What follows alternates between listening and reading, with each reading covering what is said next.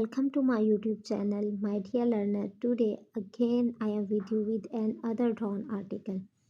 और आपको ये अच्छी तरह पता है कि मैं आपको ना सिर्फ ड्रॉन आर्टिकल पढ़ के बताती हूँ कि किस तरह इसे लिखा गया है, कौन कौन से एडवांस स्ट्रक्चर वोकैब यूज़ की गई है, बल्कि मैं आपको इसकी प्रैक्टिस भी करवाती हूँ कि किस तरह इस तरह के मज़ीद सेंटेंसेस लिख सकते हैं। ठीक है, आज मैंने जो आपके लिए ड्रॉन आर्टिकल चूज़ किया है उसकी बेसिक वजह तो ये है कि उसमें एक एक्सप्रेशन बहुत अच्छी तरह यूज़ किया गया है और इसमें ना जो हमारी नई गवर्नमेंट बन रही है उसके बारे में कुछ इन्फॉर्मेशन दी गई है। तो इसलिए विदाउट एनी डिले हम आज का अपना ड्रॉन आर्टिकल स्टार्ट करते हैं। वो ये है कि new blood joins old guard इन फेडरल कैबिनेट। आप ये देखें, आप कहेंगे न्यू ब्लड हाई ने होने ज्वाइन ओल्ड गार्ड इन फेडरल कैबिनेट, कहते आप सुनेंगे ये क्या बात कर रहे हैं। ठीक है, हालांकि ये राइटर ने एक एक्सप्रेशन यूज़ किया है। ठीक है, अब इस पहली बात तो ये आप ये देख रहे ज्वाइन, जिससे पता चल रहा है प्रेजेंट इंडेफिनिट है। मैं आपको हर दफ़ा बनाती हूँ जितनी भी ये न्यूज़पेपर की हेडिंग होती है वो हमेशा प्रेजेंट इंडेफिनिट में ही होती हैं और होंगी, चाहे वो काम पास्ट में हो चुका है चाहे वो काम फ्यूचर में होने वाला हो। ठीक है, अब ये देखिए, ये एक्सप्रेशन हमें बताता है फेडरल कैबिनेट में जो नए हमारे पास वज़ीर आए हैं उनके बारे में। जो नए वज़ीर हैं उसको न्यू ब्लड कहा है और ओल्ड गार्ड जो पुराने वज़ीर हैं जिनके पास पहले ही वो वजारतें थी, जैसे इसहाक डार जो पुराना है, वसन नकवी एक नया है, तो उनके पास जितनी जो वजारतें ख्वाजा आसफ अगेन, तो वो उनको उसने ओल्ड गार्ड कहा है। जो नए बने हैं कैबिनेट में आए हैं उनके लिए न्यू ब्लड का उसने वर्ड यूज़ किया है। ठीक है, कितना अच्छा एक्सप्रेशन है और आप भी इस तरह अपनी ऐसे राइटिंग में इस तरह इसको न्यू ब्लड किसी को कह सकते हैं और नए, और जो पुराने लोग हैं उनको आप जो नए लोग हैं उनको न्यू ब्लड कह सकते हैं और ओल्ड गार्ड जो पुराने लोग हैं उनको कह के आप एक एक्सप्रेशन बना सकते हैं और आप उनके बारे में मज़ीद इन्फॉर्मेशन दे सकते हैं ऐसा वर्ड यूज़ करके। ठीक है, आज इसका हमारा जो है इसका जो पहला जो है ना, ये वाला जो एक पैराग्राफ है इसको मैं ऑलरेडी ट्रांसलेट कर चुकी हूँ और इसकी मैं प्रैक्टिस भी करवा चुकी हूँ। ठीक है, लेकिन आज हम इसका नेक्स्ट वाला पैराग्राफ पढ़ेंगे। ठीक है, ये देखें, जो नेक्स्ट वाला पैराग्राफ है वो ये है कि there are couple of surprises in the allocation of portfolio. ठीक है, अब पोर्टफोलियो क्या होता है? कलमदान। ठीक है, कलमदान का मतलब पोर्टफोलियो क्या, और कलमदान का मतलब ये है कि हम जहाँ जॉब कर रहे हैं ना उसकी बाउंड्रीज हमें बता दी जाती हैं, उसके बारे में इंफॉर्मेशन दे दी जाती हैं, तो उसे हम कहते हैं पोर्टफोलियो। एलोकेशन का मतलब होता है मुकर्रर करना। एलोकेशन ऑफ पोर्टफोलियो मतलब जॉब के लिए लोगों को हायर कर देना। ठीक है, अब ये मीनिंग तो आपको पता चल गया। सरप्राइज़ का मतलब होता है सरप्राइज़ करना। तो आगे मैं आपको बताती हूँ इसमें क्या क्या एडवांस वोकैब और यूज़ किया गया है स्ट्रक्चर। देखिए, there are a couple of surprises, वहाँ है कपल ऑफ मतलब एक से ज़्यादा जो हैं सरप्राइजेज हैं। कपल ऑफ दो सरप्राइजेज, तीन सरप्राइजेज हैं। देयर आर वहाँ है अ कपल ऑफ सरप्राइजेज कहाँ? इन दी एलोकेशन ऑफ पोर्टफोलियो, कहते हैं पोर्टफोलियो जो कलमदान है जो वजारतें बांटी दी जा रही हैं उसको मुकर्रर करने में। अब वो कह रहे हैं आगे देखिए, अब वो कोमा लगा के एज लगा के उसको इंफॉर्मेशन दे रहे हैं। As for time finance minister Ishaq Dar is named foreign minister. कहते हैं अब सरप्राइजेस क्या है, एज लगा के उसने उस सरप्राइजेस के बारे में इंफॉर्मेशन दे रहा है।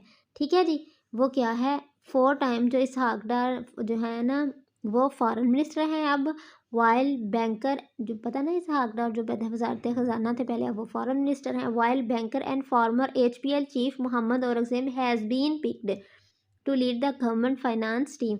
पता रिप्लेसमेंट कर दी है, इसहाक डार फाइनेंस मिनिस्टर नहीं है, अब वो फॉरेन मिनिस्टर हैं। ठीक है, ये उसने सरप्राइजेस की यहाँ एज लगा के उन्होंने एक्स्ट्रा इन्फॉर्मेशन दे दी गई है। अब इसका मज़ीद हम पोस्टमार्टम करते हैं कि भाई क्या उन्होंने कहा है, भाई कैसे और इन्होंने इसको कॉम्प्लिकेटेड बनाया है। इस जो पूरा सेंटेंस है, जो पूरा पैराग्राफ है, एज लगा के उसने इतना तो हमें बता दिया प्राइम मिनिस्टर। आगे एक ये रीज़न दी है, वाइल लगा के उसने, ये पहली रीज़न है, और वाइल लगा के उसने दूसरी रीज़न दी है। पहला सरप्राइज़ तो ये है, कपल ऑफ सरप्राइजेज मतलब दो सरप्राइजेज थे। वन जो था वो ये था सागडर वाला, और दूसरा क्या था जो बैंकर फार्मर HBL हम वो उन्होंने गवर्नमेंट के फाइनेंस टीमों से पिक्ड कर लिया गया है। Has been picked, has been जो है वो पैसिव है, ठीक है। हैज़ बीन पिक्ड मतलब जिसने पिक किया हमें उसका पता नहीं है, लेकिन हम उसके बारे में बताएंगे, हम कहते हैं यार उसको मार दिया गया है। भाई किसने मारा है हमें पता नहीं, तो हम कहेंगे शी हैज़ बीन किल्ड, उसे मार दिया गया है, ठीक है ना। इस तरह के सेंटेंसेस होते हैं जिसमें हमें काम करने वाले का नहीं पता होता, तो उस वो हम पैसिव में ले जाते हैं। और पैसिव में जो अगर प्रेजेंट में कोई काम हुआ है कि उसे सिलेक्ट कर लिया गया है, तो उसमें हैज़ बीन लगा के हम लोग थर्ड फॉर्म लगाते हैं। यहाँ भी यही किया गया है। ये पैसिव का सेंटेंस है कि बैंकर फार्मर एचबीएल को गवर्नमेंट ने फाइनेंस टीम में पिक्ड कर लिया है या पिक्ड कर लिया गया है, ठीक है। तो हमें किसने किया हमें ये नहीं पता, इसलिए ये पैसिव का सेंटेंस। और कितनी खूबसूरती से राइटर ने इसको एक पैराग्राफ में 2-3 बातों को उसने लिख दिया है। चलिए अब हम इसकी हम प्रैक्टिस करते हैं इसी पैराग्राफी के। इस तरह के हम किस तरह हम खुद कैसे लिख सकते हैं इस तरह के जो कम्प्लेक्स सेंटेंसेस है, ठीक है। मैंने आपके लिए यहाँ एक पैराग्राफ लिखा है और हम लोग इस तरह का ही पैराग्राफ हम इसकी प्रैक्टिस करते हैं। ये देखें, मैच के दौरान बहुत एक्साइटेड मूवमेंट थे, यहाँ 2 एक्साइटेड मूवमेंट थे, कपल ऑफ लगा लो, कपल ऑफ एक्साइटेड मूवमेंट थे, 2 एक्साइटेड मूवमेंट थे, ठीक है। अब वो क्या थे, ठीक है। जैसा कि एक सरप्राइज़ ये था कि जैसा कि 25 रन पे 4 आउट थे और दूसरा था मैच पेशावर ज़ल्मी ने जीता। पहले उसके 25 रन पे 4 आउट थे और दूसरा सरप्राइज़ क्या था कि मैच भी पेशावर ज़ल्मी ने ही जीता, ठीक है।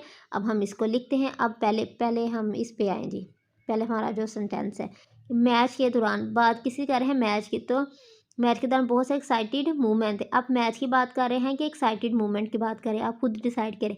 हम लोग एक्साइटेड मूवमेंट की बात कर रहे हैं, तो हम ये हमारा एक्साइटेड मूवमेंट क्या होगा, ये हमारा सब्जेक्ट होगा। अ कपल ऑफ एक्साइटेड मूवमेंट्स थे, पता चल गया हमें। वर ड्यूरिंग द मैच, मैच के दौरान, ड्यूरिंग यहाँ क्या प्रपोजिशन, दौरान, द मैच, मैच के दौरान, ठीक है। A couple of movement were during the match, there were a couple of movement, इस तरह भी आप लिख सकते हैं उसको, लेकिन एडवांस में ज़रा देयर वर को हम कम यूज़ करते हैं। डायरेक्ट हमारा जो सब्जेक्ट होता है ना वही यूज़ कर ले। ये हमारा सब्जेक्ट आ गया, ये वर्ब आ गया और ये हमारा प्रपोजिशन आ गया, ये हमारा ऑब्जेक्ट आ गया। भाई किसके दौरान था, मैच के दौरान। समझ आ गई, हमने सेम उसी तरह ही हमने इसको लिखा है। इस तरह आप खुद से भी आप ये कहते हो रमज़ान के दौरान या हमारी शादी के दौरान बहुत से एक्साइटेड मूवमेंट थे।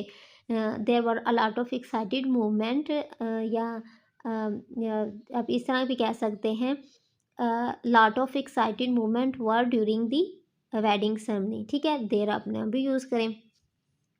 आगे देखें, अब एक्साइटेड मूवमेंट को हम एक्सप्लेन कर रहे हैं, ठीक है। कैसे कर रहे हैं, एज जैसा कि 4 आउट्स वर एट 25 रन, सिर्फ 25 रन पे 4 आउट थे, ठीक है।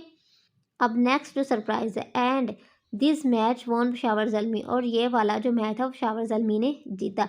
यहाँ हम इसको, ये तो एक आम प्रेजेंट इंडेफिनेट में आपको बता रही हूँ मैं, लेकिन जो मैंने जो आपके सामने ट्रांसलेशन किया जिस पैराग्राफ की, उसमें हमारे पास था पैसिव वॉइस, तो हम इसी सेंटेंस को पैसिव वॉइस में भी क्या कह सकते हैं। कैसे भाई, this match was won by Peshawar Zalmi, यहाँ this match won Peshawar Zalmi, Peshawar Zalmi ये मैच जीता, लेकिन हम लोग दिस मैच वॉज लगा के थर्ड फॉर्म लगा के हम लोग इसको क्या कर सकते हैं, पैसिव बना सकते हैं। This match was won by Peshawar Zalmi, Peshawar Zalmi के ज़रिए ये मैच जीता गया था। ये पैसिव है, दिस मैच वाज, ये जीता गया था, इतना हो गया पैसिव। अब हमने उसका नाम बताना भी किसके ज़रिए, काम करने वाले के लिए, तो बाय लगा के काम करने वाले को हम लोग ज़ाहिर करते हैं।